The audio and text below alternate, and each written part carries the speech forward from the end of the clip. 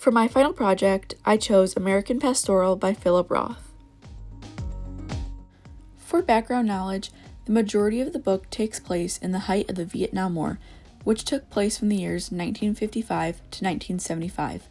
During this time, a lot of America was divided due to varying ideas surrounding the morality of the war, increasing military involvement overseas, and a large anti-war movement. To begin, the protagonist in the story is Seymour Lvov, otherwise known as Swede. In the book, Swede is portrayed as the high school athlete who later on married, had a child, and lived the ideal American lifestyle. In his adult years, Seymour acquired his father's leather glove factory in Newark, New Jersey. Swede found a home for his family in Old Rimrock, New Jersey, a quaint town outside of the busyness of Newark. Swede's wife's name is Dawn Lvov.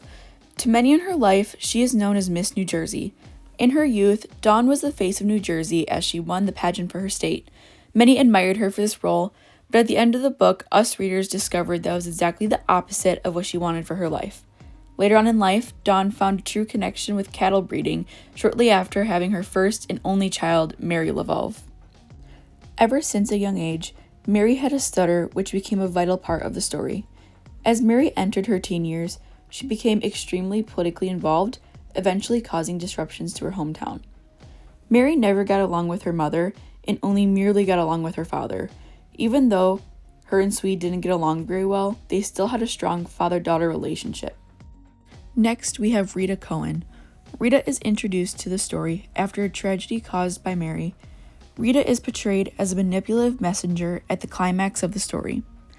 Lastly, we have Nathan Zuckerman. Nathan is the narrator of the novel and past friend of Jerry, Swede's brother. American Pastoral follows Mary on her personal development, especially surrounding politics in the height of the Vietnam War.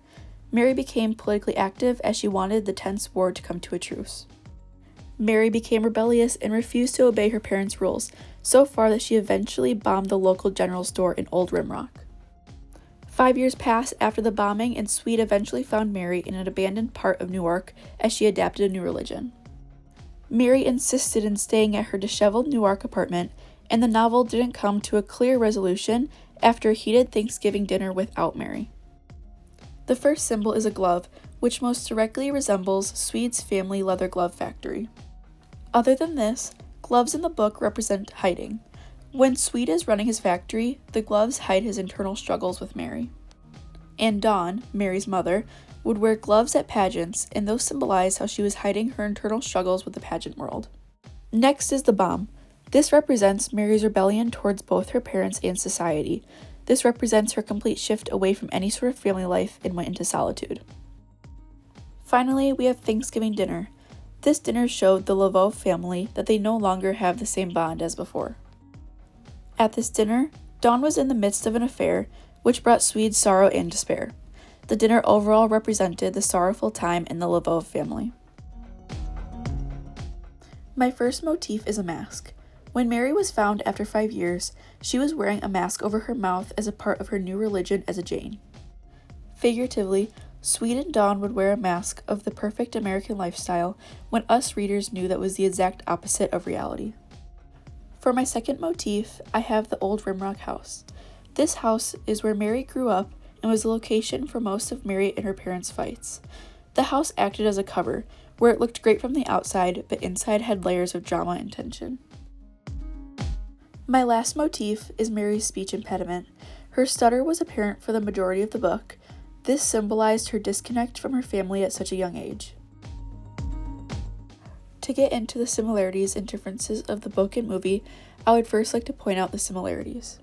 First, the book and movie had the same point of view as third-person limited from Nathan's eyes. Second, the dialogue in the book was identical to the dialogue on screen. Third, the basic plot of the story was the same in both the book and the movie, with some slight differences.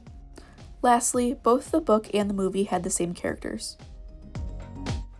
My first difference is Dawn's character development. In the novel, her internal feelings are a big part of her character. The movie underplays her feelings, excluding a lot of what she thinks about her life. The novel took a deep dive into her frustrations of pageant life and upholding these expectations. and the movie only brushed past this aspect. This is significant because these thoughts and feelings give readers insight to not only her character, but the book as a whole, to help me truly understand American pastoral.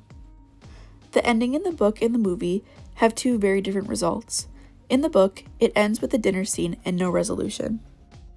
In the movie, on the other hand, it ends with Swede's funeral and left watchers on a cliffhanger because Mary reappeared for the first time to pay respects to her father. The overall effect of this change is leaving the watchers with a sense of resolution since Mary made her return. My final difference is tone and style changes. The novel goes far more in depth to the emotions of Mary, Dawn, and especially Swede. In the movie, they simply portray Swede, most of the time, with a sorrowful emotion and honestly, not that much emotion at all, and they do not go in depth about any of Mary's internal struggles.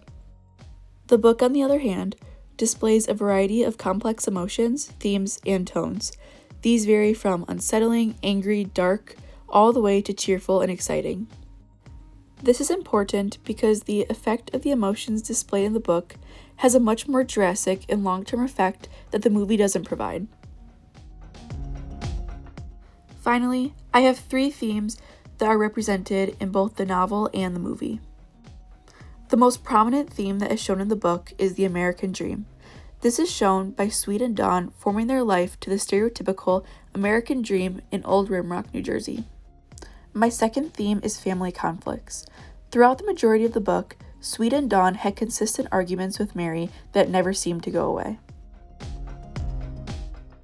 My last theme is coming of age.